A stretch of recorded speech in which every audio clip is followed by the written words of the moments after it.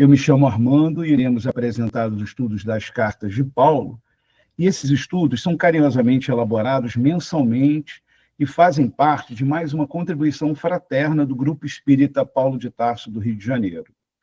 Portanto, participe e colabore deixando o seu like, já que você vai assistir online, e o seu comentário.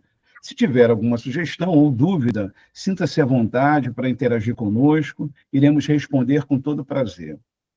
E hoje, meus irmãos, nós vamos apresentar os capítulos 4, 5 e 6 aos Efésios.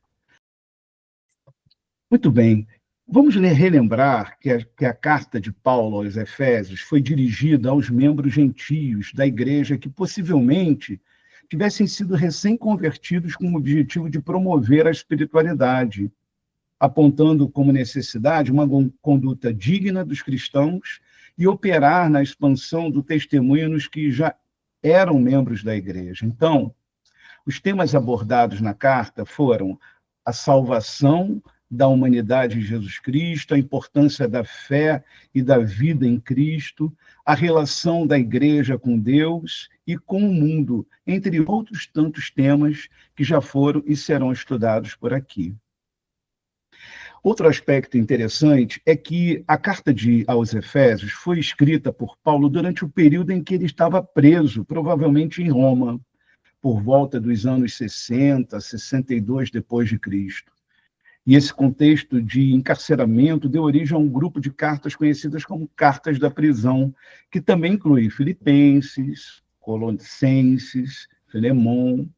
E Efésios, especificamente, é considerada uma carta circular, destinada não apenas à igreja de Éfeso, mas a várias comunidades cristãs naquela região onde hoje em dia é a Turquia. E quem levou a carta aos Efésios? Uma grande pergunta. Ela foi provavelmente entregue aos destinatários por Tíquico, como o responsável por levar a carta e informar que ele também atualizaria os cristãos sobre a sua situação. Essa prática de enviar cartas através de mensageiros de confiança era comum na época, considerando os desafios das viagens e da comunicação no mundo antigo. Vou pedir a próxima tela. Para situarmos no tempo e no espaço, consideramos interessante estabelecer elos entre os capítulos já estudados, por isso que eu coloquei nos capítulos anteriores, para buscarmos o fio condutor que estabelecerá a conexão com os capítulos que vamos estudar hoje.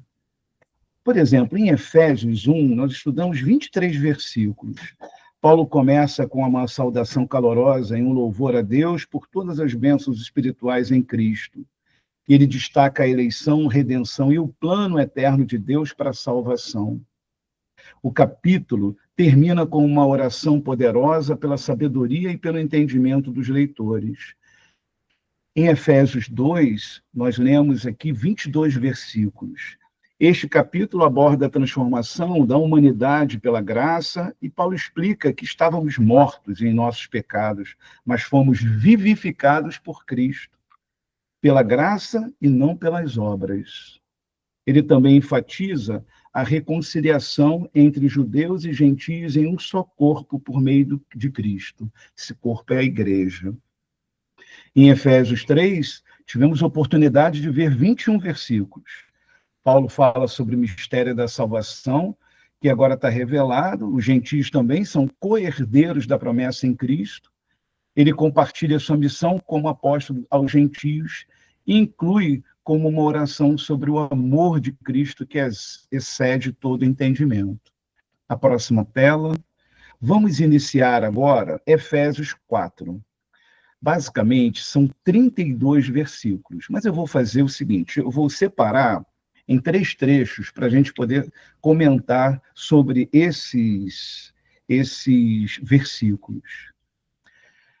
Bom, rogo-vos, pois, eu, o preso do Senhor, que andeis como é digno da vocação com que fostes chamados, com toda humildade e mansidão, com longanimidade, suportando-vos uns aos outros em amor, procurando guardar a unidade do Espírito pelo vínculo da paz. Há um só corpo e um só Espírito, como também fostes chamados em uma só esperança da vossa vocação. Um só Senhor, uma só fé, um só batismo, um só Deus e Pai de todos, o qual é sobre todos e por todos e em todos vós. Eu vou dar uma parada agora, eu vou comentar essa primeira parte, né? Os primeiros versículos do capítulo 4, que a gente acabou de ver agora, reforçam, meus irmãos, o chamado para viver em harmonia com os valores cristãos, promovendo a paz e a unidade. Eles convidam os seguidores de Cristo a abandonar disputas e divisões, colocando o amor e a humildade como ferramentas essenciais que formam uma exortação poderosa, um apelo poderoso.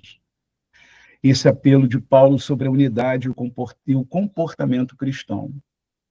Paulo, novamente, referindo-se como prisioneiro, lá no capítulo 3, né? Ele fez o mesmo, tanto fisicamente quanto espiritualmente em Cristo. Apela aos cristãos para que vivam de forma condizente com o chamado de Deus. Essa vocação refere-se à vida transformada e ao testemunho que os seguidores de Cristo devem demonstrar no mundo. Em seguida, Paulo apresenta valores fundamentais para a convivência cristã: humildade, mansidão, paciência, principalmente o amor. Ele destaca a importância do amor como alicerce nas relações, inclusive ao lidar com as imperfeições do próximo. Então, Paulo exorta, né? Ele faz o apelo aos cristãos a se empenharem na manutenção da unidade espiritual. Essa unidade, meus irmãos, não é algo automático, mas exige esforço e comprometimento contínuos, sustentados pela paz que vem de Deus. Esses versículos iniciais apresentam um hino à unidade. Paulo descreve a singularidade de Deus e de sua obra, ressaltando que todos os cristãos compartilham de uma mesma base espiritual, um só Espírito, uma só fé e um só Deus, que é o Pai de todos. Seguindo os versículos desse capítulo, Paulo continua a escrever, mas a graça foi dada a cada um de nós seguindo a medida do dom de Cristo. Por isso diz, subindo ao alto, levou o cativo o cativeiro e deu dons aos homens. Ora, isto ele subiu que é, senão que também antes tinha descido às partes mais baixas da terra. Aquele que desceu é também o mesmo que subiu acima de todos os céus para cumprir todas as coisas. E ele mesmo deu uns para apóstolos, e outros para profetas, e outros para evangelistas, e outros para pastores e doutores também, sem distinção. Querendo o aperfeiçoamento dos santos para a obra do ministério, para a edificação do corpo de Cristo, até que todos cheguemos à unidade da fé e ao reconhecimento do Filho de Deus, a homem perfeito, à medida da estatura completa de Cristo, para que não sejamos mais meninos inconstantes, levados em roda por todo o vento de doutrina, pelo engano dos homens que com astúcia enganam fraudulosamente, antes, seguindo a verdade em amor, cresçamos em tudo naquele que é a cabeça, Cristo, do qual todo o corpo bem ajustado e ligado pelo auxílio de todas as juntas, segundo a justa operação de cada parte, faz o aumento do corpo para a sua edificação em amor. A próxima tela, eu vou tentar explicar para vocês algumas considerações. Vou querer colocar aqui que, esses versículos que eu acabei de ler, eles trazem reflexões profundas, meus irmãos, sobre os dons espirituais, a edificação do corpo de Cristo, o amadurecimento na fé também. Esses versículos ensinam sobre a diversidade de dons na igreja e a importância de usar esses dons com amor e responsabilidade. Além disso, eles destacam que a maturidade espiritual é o objetivo de cada cristão e da comunidade como um todo. Nesse trecho, Paulo começa enfatizando que Cristo dá dons espirituais a cada pessoa de maneira personalizada, conforme sua sabedoria. Essa graça se refere aos diferentes talentos e ministérios dados aos cristãos. Logo em seguida, Paulo faz referência a um salmo, salmo do capítulo 68, versículo 18, e apresenta Cristo como aquele que desceu à terra, encarnação, e depois subiu ao céu, ascensão. Nesse processo, ele deu presentes espirituais à humanidade, simbolizando a vitória de Deus sobre o pecado e a morte, e Paulo descreve os diversos papéis do corpo de Cristo. Esses ofícios refletem a diversidade dos dons concedidos pelo Espírito Santo e têm como propósito a edificação da igreja. O objetivo desses dons, meus irmãos, e ministérios é capacitar os cristãos para o serviço e promover o crescimento espiritual da igreja, que é o corpo de Cristo. Paulo, então, ressalta que esses dons têm um alvo, a unidade na fé e no conhecimento de Cristo, levando ao amadurecimento espiritual. A plenitude de Cristo é o padrão divino para a vida cristã. E Paulo avança e traz um alerta contra a imaturidade espiritual e os perigos das falsas doutrinas. Paulo encoraja o crescimento em discernimento e estabilidade na fé. E ele combina duas virtudes fundamentais, verdade e amor. Crescer em tudo, esse em tudo significa amadurecer em todas as áreas da vida cristã, sempre sob a direção de Cristo, que é a cabeça do corpo. Portanto, Paulo reforça a ideia de que a igreja é um organismo vivo e interdependente. Cada membro tem um papel vital no crescimento do corpo. E esse crescimento acontece no amor. Próximo slide. No próximo slide, nós vamos ver, basicamente, os versículos finais, né? E digo isto e testifico no Senhor, para que não andeis mais como andam também os outros gentios na vaidade da sua mente, entenebrecidos no entendimento, quer dizer, né, obscuros sobre aquilo, separados da vida de Deus pela ignorância que há neles, pela dureza do seu coração, os quais, havendo perdido todo o sentimento, se entregaram à dissolução para com avidez cometerem toda a impureza. Mas vós não aprendestes assim a Cristo, se é que o tendes ouvido e nele fostes ensinado como está a verdade em Jesus, que quanto ao trato passado vos despojeis do velho homem que se corrompe pelas concupiscências do engano, e vos renoveis no espírito da vossa mente, e vos revistais do novo homem que, segundo Deus, é criado em verdade, justiça, em verdadeira justiça, perdão, e santidade. Por isso, deixai a mentira e falai a verdade, cada um com o seu próximo, porque somos membros uns dos outros. Irai-vos e não pequeis, não se ponha o sol sobre a vossa ira, não deis lugar ao diabo. Aquele que furtava, não furte mais, antes trabalhe, fazendo com as mãos o que é bom, para que tenha o que repartir com o que tiver necessidade. Não saia da vossa boca nenhuma palavra torpe, mas só a que for boa para promover a edificação, para que dê graça aos que ouvem. E não entristeçais o Espírito Santo de Deus, no qual estáis selados para o dia da redenção. Toda a amargura, ira e cólera, e gritaria e blasfêmia, e toda a malícia sejam tiradas dentre de vós. Antes, sede uns para com os outros, benignos, misericordiosos, perdoando-vos uns aos outros, como também Deus vos perdoou em Cristo. Na próxima tela, a gente vai fazer um comentário sobre esse finalzinho, que é o seguinte, meus irmãos. Esses versículos finais trazem instruções práticas e éticas de Paulo para a vida cristã, com ênfase em abandonar os comportamentos antigos e viver em harmonia e retidão. Esses versículos destacam também a vida cristã prática, chamando os seguidores a abandonarem os antigos hábitos pecaminosos e adotarem comportamentos que promovam a edificação mútua e a harmonia. É um chamado a viver em conformidade com a nova vida recebida em Cristo, demonstrando amor, bondade e perdão. Paulo começa com um apelo à honestidade, destacando que a verdade é essencial nas relações, especialmente porque os cristãos são parte de um mesmo corpo, a igreja.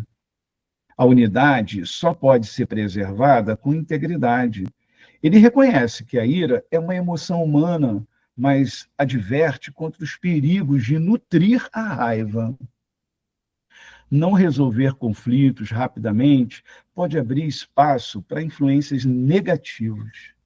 Logo, Paulo incentiva uma transformação radical de alguém que antes vivia de maneira desonesta para alguém que trabalha e é generoso ajudando as necessidades e os necessitados. Portanto, trata da pureza e intenção das palavras.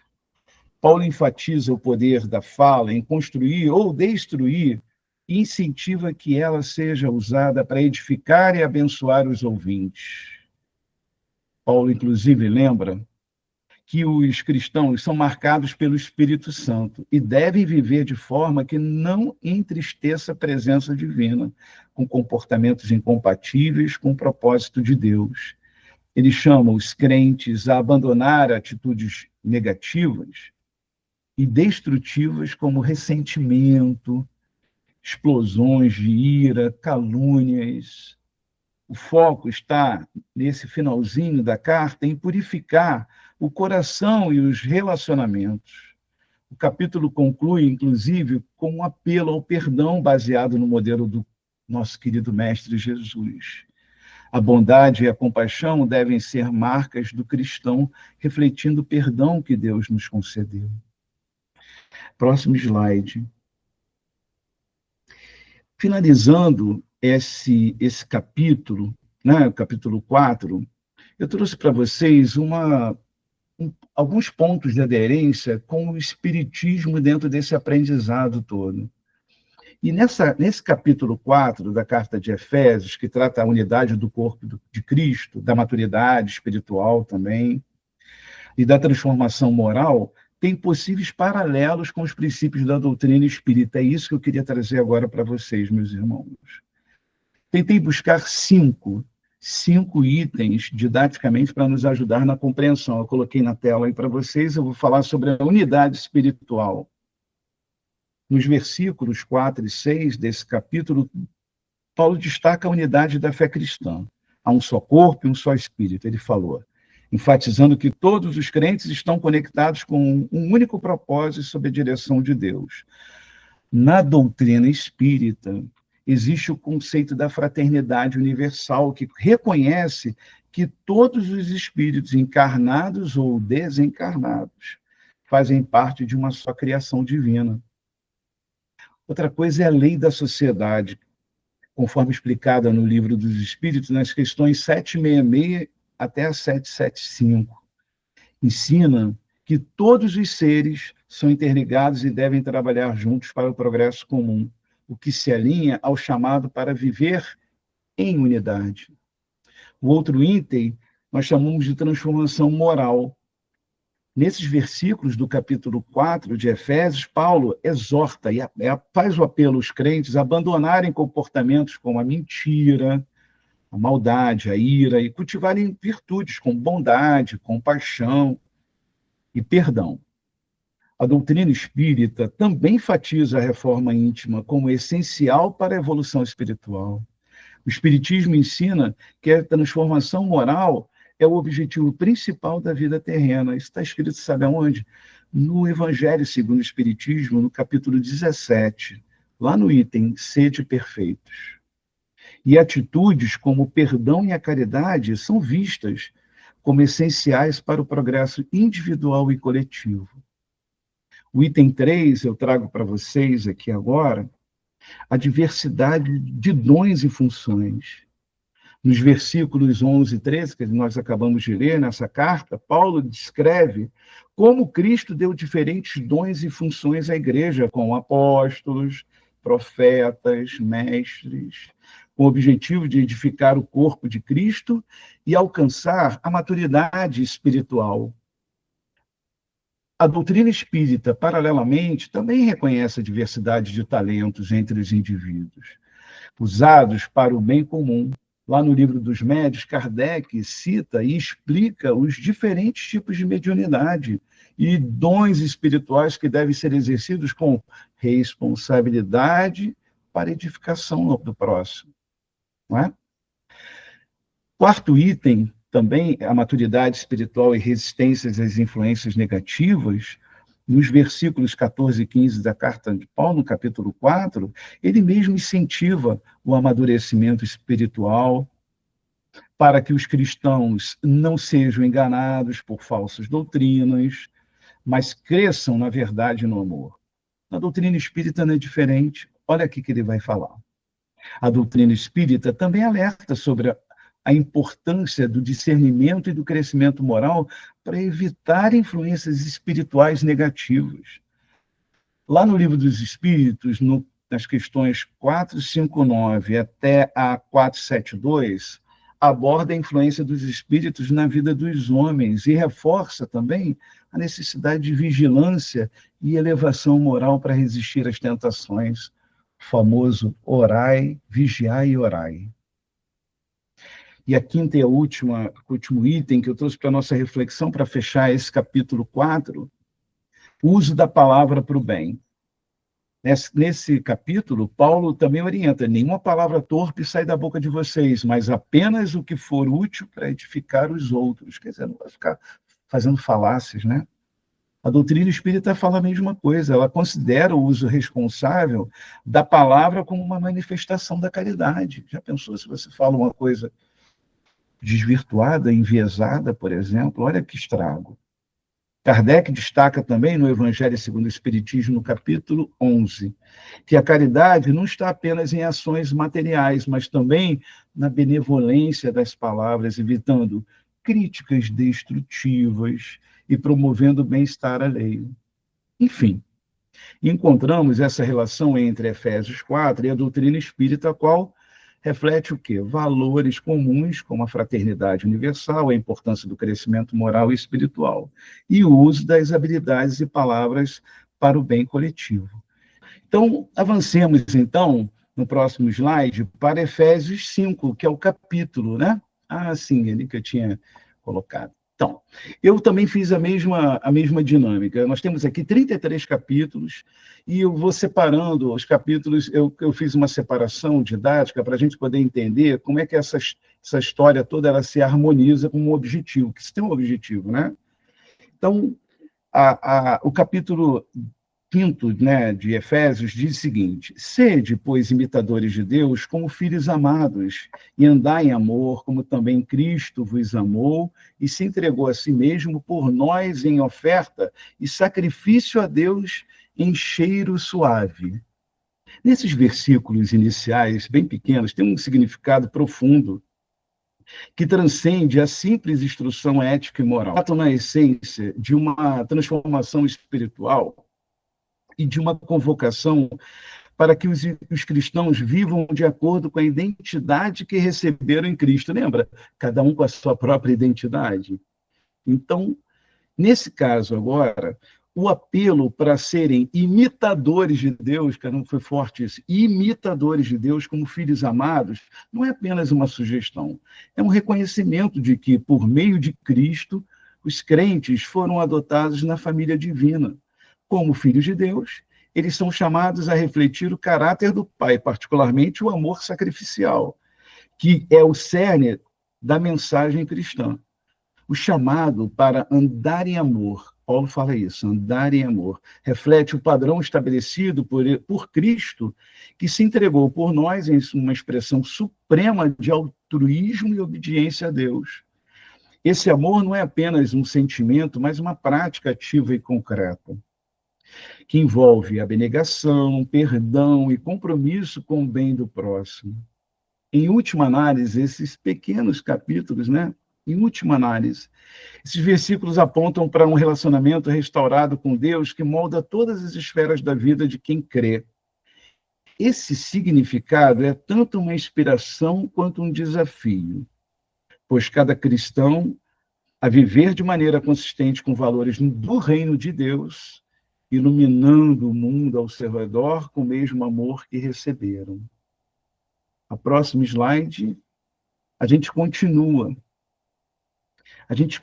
assim, mas a prostituição e toda a impureza ou avareza, se ainda se nomeia entre vós, como convém a santos, nem torpezas, nem pavoices, nem chocarrices, que não convém, mas antes, ações de graça. Porque bem sabeis isto, que ninguém, nenhum devasso, ou impuro, ou avarento, o qual o idólatra tem herança no reino de Cristo e de Deus. Ninguém vos engane com palavras vãs, porque estas coisas vêm a ira de Deus sobre os filhos da desobediência. Portanto, não sejais seus companheiros, porque no outro tempo éreis trevas, mas agora sois luz no Senhor. Andai como filhos da luz, porque o fruto do Espírito está em toda bondade, justiça e verdade, aprovando o que é agradável ao Senhor.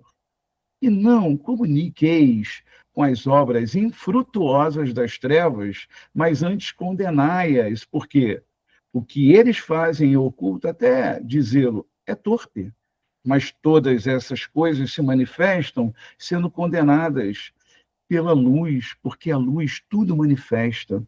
Por isso diz: desperta, tu que dormes, e levanta-te entre os mortos, e Cristo te esclarecerá. Portanto, vede prudentemente como andais, não como nécios, mas como sábios, remindo o tempo, porquanto os dias são maus.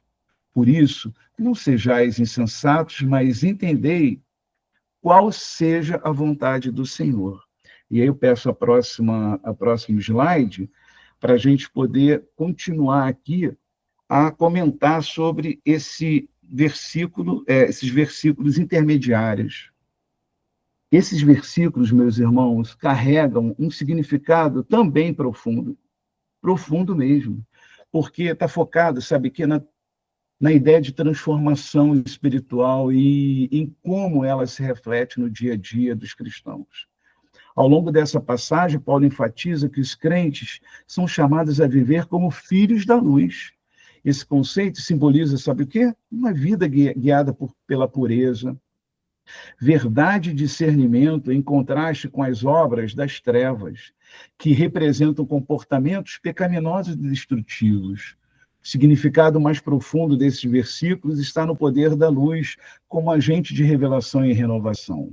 Quando Paulo diz que tudo que é iluminado torna-se luz, ele sugere, sabe o quê? Ao serem expostas à luz de Cristo, as partes sombrias da vida humana podem ser o quê? Transformadas, trazendo clareza e renovação espiritual. A luz divina não apenas expõe o pecado, mas também oferece redenção a um caminho que uma nova vida. Além disso, esses versículos chamam os cristãos à vigilância, novamente, à vigilância e ao uso sábio do tempo, destacando a urgência de viver com propósito em alinhamento com a vontade de Deus. A vida cheia do Espírito é apresentada como uma alternativa nesses versículos ao comportamento mundano e um convite à alegria, à adoração, união também. No coração mesmo desses versículos que eu acabei de ler para vocês, há uma ideia de que a transformação espiritual não é apenas interna, ela se manifesta em ações que impactam também o mundo, o meio ambiente, como um testemunho vivo da graça e o amor de Deus. Próximo slide. No próximo slide, Paulo vai finalizando dizendo o seguinte: e não vos embriagueis com vinho em que há contenda, mas enchei-vos do Espírito, falando entre vós em salmos e hinos e cânticos espirituais, cantando e salmodiando o Senhor no vosso coração, dando sempre graças por tudo a nosso Deus e Pai, em nome de nosso Senhor Jesus Cristo, sujeitando-vos uns aos outros no temor de Deus, vós, mulheres, sujeitai-vos a vossos maridos como ao Senhor, porque ao marido é a cabeça da mulher, como também Cristo é a cabeça da igreja, sendo ele próprio o salvador do corpo. De sorte que assim, como a igreja está sujeita a Cristo, assim também as mulheres sejam em tudo sujeitas a seus maridos. Vós, maridos, amai vossas mulheres, como também Cristo amou a igreja e a si mesmo se entregou por ela, para santificar, purificando-a com a lavagem da água pela palavra, para apresentar a si mesmo igreja gloriosa, sem mácula, nem ruga, nem coisa semelhante, mas santa e irrepreensível, assim devem os maridos amar as suas próprias mulheres, como seus próprios corpos. Quem ama a sua mulher, ama-se a si mesmo. Porque nunca ninguém odiou a sua própria carne. Antes, a alimenta e sujeita, como também o Senhor à igreja. Porque somos membros do seu corpo, da sua carne, dos seus ossos. Por isso, deixará o homem seu pai e sua mãe e se unirá à sua mulher, e serão dois numa carne. Grande é este mistério, digo, porém, a respeito de Cristo e da igreja. Assim, também vós, cada um em particular, ame a sua própria mulher como a si mesmo, e a mulher reverencie o marido. Meus irmãos, eu sei que essa carta foi escrita no ano 62 depois de Cristo. As coisas mudaram, as questões dos direitos, né, entre o homem e a mulher, tentando ter uma horizontalidade nesses direitos, para a gente não se sentir a minoria, principalmente as mulheres que tanto hoje sofrem com muita discriminação e essa situação toda. Então, o que eu preparei para vocês? Eu queria falar agora sobre esse finalzinho. Esse finalzinho desses versículos tem um significado profundo que transcende a esfera dos relacionamentos humanos, por favor, e revela um propósito espiritual mais elevado. Paulo não apenas descreve o ideal de um casamento, eu também às vezes questiono o que é o ideal do casamento, mas usa o relacionamento entre marido e esposa como uma metáfora poderosa para a relação entre Cristo e a igreja. Aí eu entendo quando ele fala que a mulher precisa ser submissa ou está na remissão do homem, porque ele está fazendo um paralelo metafórico sobre a igreja e o próprio mestre. O amor sacrificial dos maridos, como o de Cristo pela igreja, olha só, ele enfatiza, é um chamado para um compromisso que vai além de interesses pessoais. Esse amor reflete a entrega total e altruísta que caracteriza a redenção. Cristo não apenas lidera a igreja, mas a purifica e santifica e valoriza. Assim, os maridos são convidados a cuidar e edificar suas esposas de forma semelhante, promovendo não apenas uma relação afetiva, mas também espiritual. Por outro lado, o respeito e a cooperação das esposas refletem a submissão, aí sim, aí eu concordo, da igreja a Cristo, que não é uma relação de inferioridade. A gente não está aqui minimizando a mulher, mas de confiança, harmonia e unidade. Esse modelo aponta para um propósito maior, o casamento como reflexo do mistério divino, representando o compromisso, a aliança e a fidelidade que Deus tem para com o seu povo. No significado mais profundo desses versículos, né, essa passagem nos lembra que o casamento é mais do que uma união entre duas pessoas, é um símbolo vivo da relação de amor, sacrifício e redenção de Cristo, e serve como testemunho ao mundo da obra transformadora de Deus. Esse paralelo espiritual eleva o matrimônio a uma dimensão sagrada, onde os valores do reino de Deus são vividos e demonstrados. E aí, mais uma vez, eu trago o final dessa carta para a gente como parte do Novo Testamento. Então, isso foi trazido, volto a falar, escrito, né, naquela época. Então, outros princípios morais eram colocados naquela época em relação às...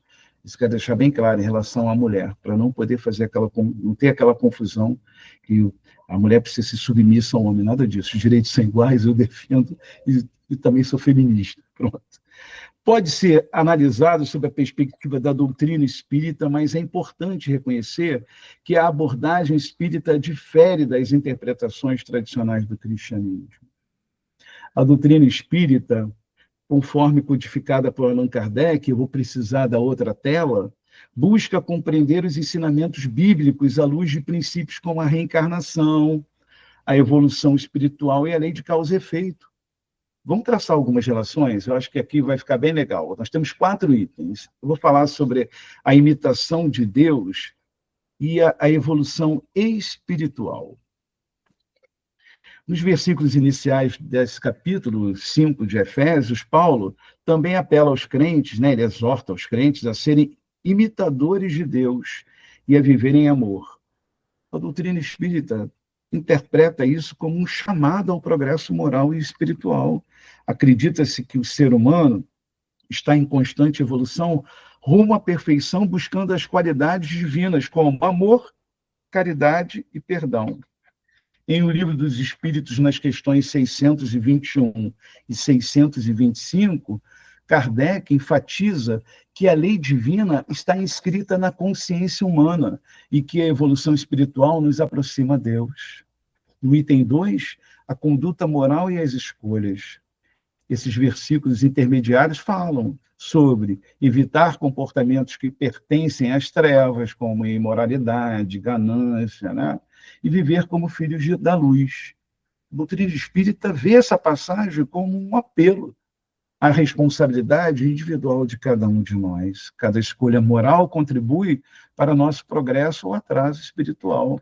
E a lei de causa e efeito garante que colhemos o que plantamos. A obra O Céu e o Inferno aborda como as ações na vida terrena repercutem no estado espiritual após a morte, enfatizando o valor do bem. E aí, eu leio a terceira, que eu acho que eu estou, conduta moral e as escolhas, isso mesmo. A submissão e a harmonia nos relacionamentos. Eu troquei a palavra submissão, porque achei muito forte, e coloquei respeito. Nos versículos finais, o relacionamento entre marido e esposa é descrito em termos de amor e respeito mútuos. A doutrina espírita interpreta o casamento como uma união para aprendizado e resgate espiritual. Parcerias podem ser oportunidades de evolução mútua, de reconciliação de débitos do passado. Em O Evangelho segundo o Espiritismo, no capítulo dedicado ao casamento, é destacado que ele deve ser baseado na verdadeira afeição que une os espíritos para além da vida material. Nada é por acaso, meus irmãos. E o último item, a luz transforma, lá no finalzinho do capítulo 5, fala sobre, Paulo cita assim, tudo que é iluminado torna-se luz. O Espiritismo relaciona essa ideia com o esclarecimento e a verdade que libertam. À medida que aprendemos e praticamos, né, as leis divinas, nós avançamos na jornada espiritual, deixando para trás nossas sombras. Em O Livro dos Espíritos, na questão 932, Kardec também explica que o bem prevalecerá à medida que a humanidade o quê? Se iluminar pelo progresso espiritual e moral. Meus irmãos, essas relações mostram como os ensinamentos de Efésios podem ser vistos harmonicamente sob a ótica da evolução e responsabilidade espiritual da doutrina espírita. Tá bom, então avancemos então para o capítulo 6, em Efésios. Esse capítulo, eu gostei muito de ler esse capítulo. Eu vou ler para vocês aqui o primeiro trecho para a gente poder fazer alguns comentários. Vós, filhos, sede obedientes a vossos pais no Senhor, porque isto é justo. Honra teu pai e a tua mãe, que é o primeiro mandamento com promessa, para que te vá bem e vivais, né? Vivais muito tempo sobre a terra. E vós, pais, não provoqueis a ira a vossos filhos, mas criai-os na doutrina e admoestação do Senhor. Esse início de Efésios 6, nesses capítulos iniciais, é abordada a importância dos relacionamentos familiares e as responsabilidades dos filhos. Paulo inicia dizendo assim, filhos, obedeçam aos seus pais no Senhor, pois isso é justo. Aqui ele estabelece que a obediência é mais do que um dever social, é um princípio espiritual. No Senhor, quando o Paulo fala no Senhor, implica que essa obediência deve estar alinhada com os preceitos divinos e reflete a ordem e a harmonia planejadas por Deus para as famílias. Além disso, Paulo não se limita a exigir obediência, mas destaca o valor moral e espiritual dessa atitude, ressaltando que ela promove a justiça e reflete a vontade de Deus. Paulo cita também o mandamento: honra teu pai e tua mãe, que é o primeiro mandamento com promessa. Ele falou lá. Paulo relembra aqui que uma verdade central da lei de Deus, originalmente lá, dada em Êxodo, né, no capítulo 20, versículo 12, honrar os pais não é apenas um ato de respeito, mas também um reconhecimento do papel que eles desempenham na formação e na provisão para os filhos. E essa honra vai além da obediência, tá? Inclui gratidão, apoio, valorização contínua, mesmo na fase adulta. Em seguida, ele acrescenta a promessa associada. Ele diz assim: para que tudo te corra bem e tenhas longa vida sobre a terra. Essa promessa, né, reforça que relacionamentos saudáveis e respeitosos dentro da família contribuem para uma vida harmoniosa e abençoada, tanto espiritualmente quanto no cotidiano. Portanto, esses versículos iniciais mostram que a família é o quê? É um espaço de aprendizado, um aprendizado espiritual e desenvolvimento do caráter. E a gente está vivendo hoje uma situação tão difícil, não é verdade? De relacionamentos entre irmãos, pais, filhos. Está aqui, ó. Foi escrito isso em 62 depois de Cristo. Mas vamos lá. A gente vai continuar com a carta. E é bem também um trecho bem pequeno, que Paulo fala assim: vós, servos, obedecei a vossos senhores segundo a carne, como temor e tremor. Temor e tremor na sinceridade de vosso coração como Cristo, não servindo à vista, como para agradar aos homens, mas como servos de Cristo, fazendo do coração a vontade de Deus, servindo de boa vontade como ao Senhor e não como aos homens, sabendo que cada um receberá do Senhor todo o bem que fizer, seja servo, seja livre. E vós, senhores, fazei o mesmo para com eles, deixando as ameaças, sabendo também que o Senhor deles e vosso está lá no céu, e que para com ele não há acepção das pessoas. E aí eu faço uma observação agora aqui nesses versículos intermediários de Efésios 6, porque tratam também das relações entre servos e senhores, abordando princípios éticos e espirituais para essas interações. Paulo escreve: servos, obedeçam os seus senhores terrenos com respeito e temor, com sinceridade de coração como a Cristo. Aqui ele orienta os servos a cumprirem seus deveres com integridade e dedicação, não apenas para agradar seus mestres humanos, mas como um ato de devoção ao Senhor. Essa perspectiva transforma o trabalho diário em uma expressão de adoração a Deus, elevando a um nível espiritual e enfatizando a importância da atitude com as tarefas que são realizadas. Até mesmo na relação do trabalho, né, com seu superior e você ali tendo que respeitar as coisas que são colocadas. Paulo volta-se também aos senhores dizendo: e vocês, senhores, tratem seus servos da mesma forma, não os ameacem, né? Também vocês sabem que o Senhor deles e de vocês está no céu, e ele não faz diferença entre as pessoas. Esse mandamento também estabelece a igualdade fundamental entre todos os crentes perante Deus, independentemente de suas posições sociais. Paulo também exorta, ele apela, né, os senhores a exercerem autoridade com justiça, bondade e respeito, reconhecendo que ambos estão sob a mesma autoridade divina. Estamos todos na base do Cristo, do nosso Mestre. Então, tem hierarquia.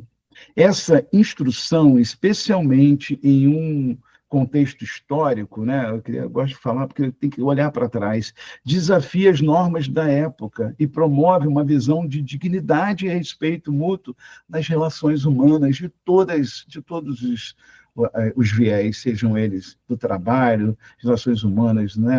Em casa, na família, no seu condomínio, na rua. Esses versículos nos ensinam princípios eternos sobre trabalhar e liderar com um coração humilde e justo. Trazem também reflexões que podem ser aplicadas hoje no nosso mundo corporativo, né, social, incentivando relações baseadas na empatia e na consciência em Deus imparcialmente. O próximo slide a gente vai ver como que Efésios termina a carta de Paulo nesse.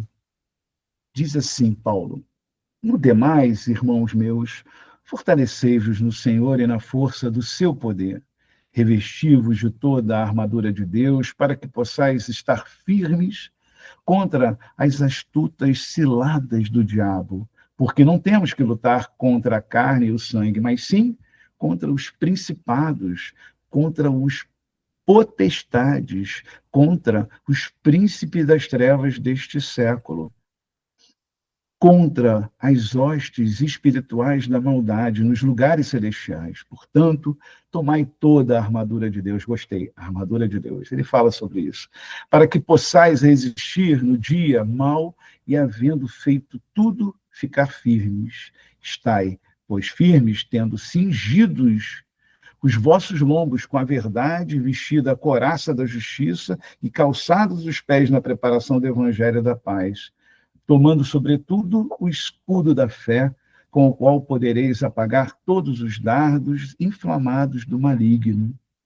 Tomai também o capacete da salvação e a espada do Espírito, que é a palavra de Deus, orando em todo o tempo, com toda oração e súplica no Espírito, e vigiando nisto com toda perseverança e súplica por todos os santos, e por mim, para que me seja dada, no abrir da minha boca, a palavra com confiança, para fazer notório o mistério do Evangelho, pelo qual sou embaixador em cadeias, para que possa falar dele livremente, como convém falar, ora, para que vós também possais saber dos meus negócios, o que eu faço. Tíquico, irmão armado, esse que levava as cartas de Paulo, Tíquico, irmão armado e fiel ministro do Senhor, vos informará de tudo, o qual vos enviei para o mesmo fim, para que saibais que do nosso estado, e ele console, desculpa, o vento bateu a porta, os vossos corações. Paz seja com os irmãos e amor com fé da parte de Deus, Pai, e do Senhor Jesus Cristo. A graça seja com todos os que amam nosso Jesus Cristo, Senhor Jesus Cristo, em sinceridade, e ele termina, amém. E aí eu vou fazer as minhas considerações finais desse capítulo, em que Paulo, eu adorei muito essa carta. Contém a famosa metáfora da armadura de Deus, isso que eu queria falar, armadura de Deus, que é um apelo poderoso de Paulo para que os cristãos estejam preparados para enfrentar desafios espirituais. Porque a armadura e tudo que naquela época os soldados romanos vestiam dessa maneira, né? Então imagina hoje você andando todo com capacete, mas isso é uma metáfora. Logo depois ele começa com: finalmente, fortaleçam-se no Senhor e no seu poder, no seu forte poder. Aqui Paulo destaca que a fonte da força do crente não é a sua habilidade pessoal, mas o poder do próprio Deus. E essa dependência total reflete a ideia de que a batalha espiritual exige mais do que esforços, meus irmãos. Exige também a força humana que vem de uma conexão profunda e sustentada com o Senhor. E avançando, Paulo também exorta, né? Ele apela também: vistam toda a armadura de Deus para poderem ficar firmes contra as ciladas do diabo. Ele explica isso, que a luta não é contra seres humanos, mas contra forças espirituais de maldade. Essa metáfora nos lembra que a batalha espiritual é invisível, mas muito real, gente, exigindo vigilância o tempo inteiro, constante, essa vigilância constante e preparação. Ao descrever elementos como o capacete da salvação, a couraça da justiça e o escudo da fé, Paulo apresenta uma visão completa de como os cristãos podem resistir às forças malignas, protegendo tanto a mente quanto o coração e permanecendo firmes na verdade e na fé. Paulo encerra com um apelo à oração contínua, né? Orem no Espírito em todas as ocasiões, com toda a oração e súplica. Aqui a oração é apresentada não como uma arma adicional, mas como fundamento de toda a preparação espiritual.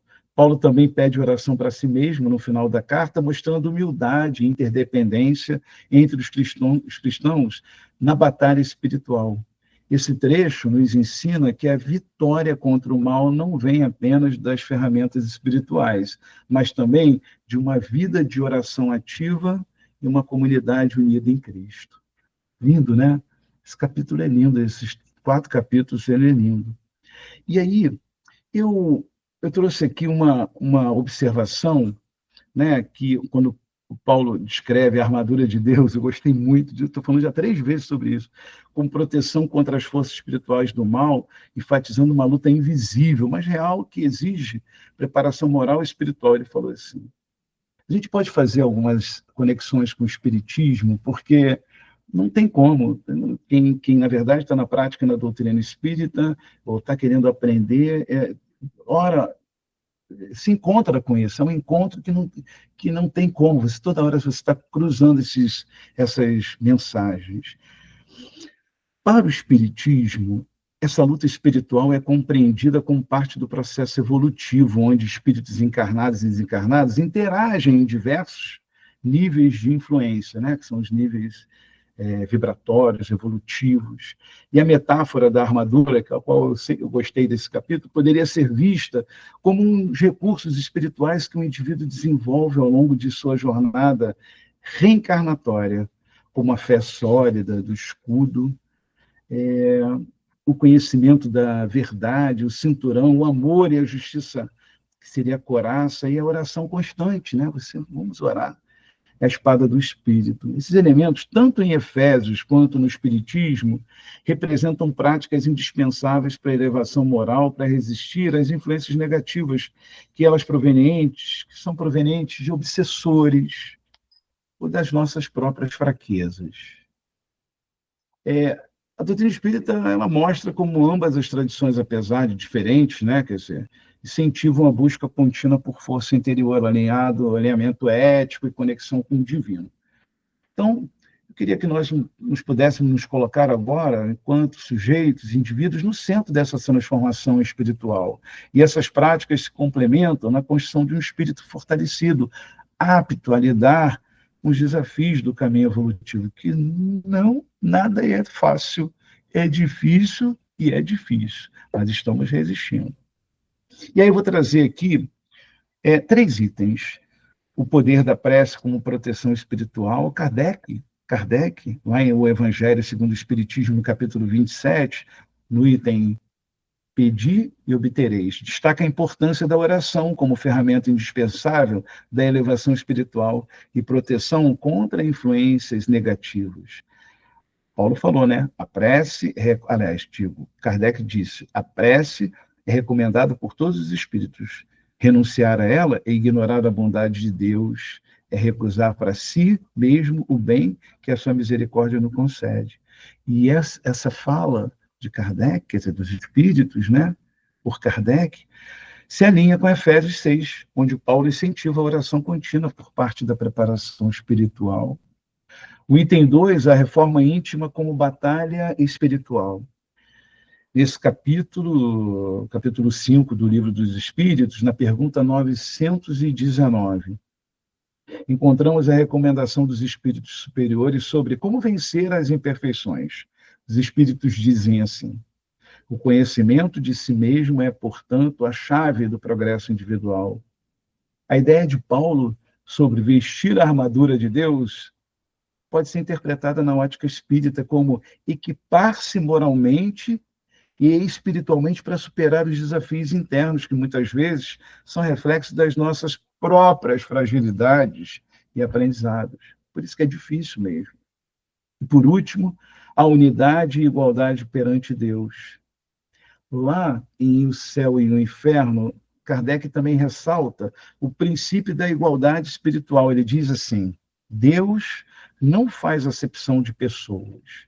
Isso ecoa também em Efésios 6, porque onde Paulo lembra que Deus é imparcial, reforçando a fraternidade universal como princípio comum entre as tradições cristã e espírita. Meus irmãos, essas reflexões demonstram que tanto Efésios 6 quanto a doutrina espírita apontam para o aperfeiçoamento do espírito por meio da fé, da reforma íntima e da conexão com as forças superiores.